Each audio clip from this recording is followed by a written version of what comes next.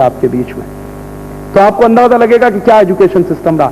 उस education system को बर्बाद करने के लिए आया था मैकॉले, और उसने सबसे पहला काम क्या किया कि हिंदुस्तान की शिक्षण पद्धति को बर्बाद करना है अगर प्रैक्टिकली, तो पहले लोगों के दिमाग में इसके प्रति हीन भावना पैदा करनी पड़ेगी।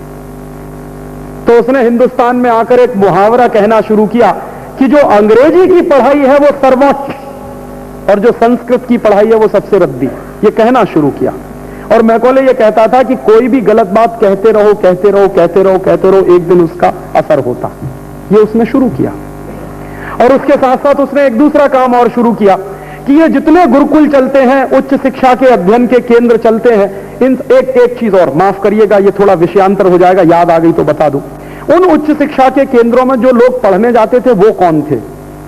हमारे देश में एक बहुत बड़ी गलतफहमी है जो अंग्रेजों ने हमारे दिमाग में डाली कि ब्राह्मणों ने शूद्रों को पढ़ने नहीं दिया कभी। ये सबसे बड़ी गलतफहमी है, और इसके आधार पर हिंदुस्तान के समाज में जो मारकाट हुई है उसका मैं वर्णन नहीं कर सकता। एडम स्मिथ के आंकड़े बताते हैं कि मद्रास प्रेसिडेंसी में जितने गुरुकुल हैं उनमें पढ़ने वाले विद्यार्थियों में 72% शूद्र हैं, 28% द्विज। द्विज समझते हैं?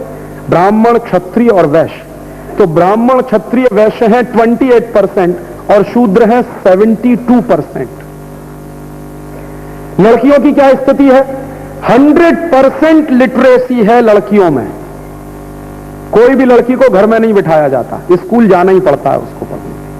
और कभी कोई लड़की की ऐसी स्थिति है कि वो स्कूल नहीं जा सकती तो गुरुकुल का अध्यापक घर आता है उसको पढ़ाने के लिए। ये सिस्टम है पूरे मद्रास प्रेसिडेंसी, ये वो लिख रहा है।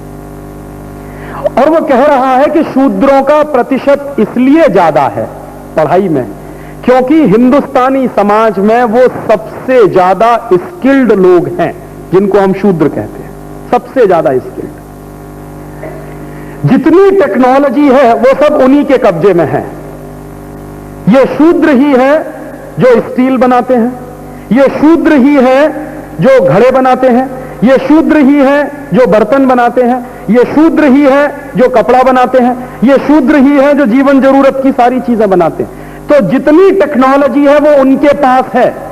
और वो खुद लिख रहा है कि सिस्टम इतना अच्छा है कि टेक्नोलॉजी का ट्रांसफर तुरंत होता, उसमें समय नहीं लगता। माने एक बाप है, उसने अपने बेटे को सिखा दिया, अब बेटा अपने बेटे को सिखा रहा है, उसका बेटा अपने बेटे को सिखा रहा है। माने पीढ़ी दर पीढ़ी हजारों साल वो टेक्नोलॉजी ट्रांसफर होती चली आ रही है।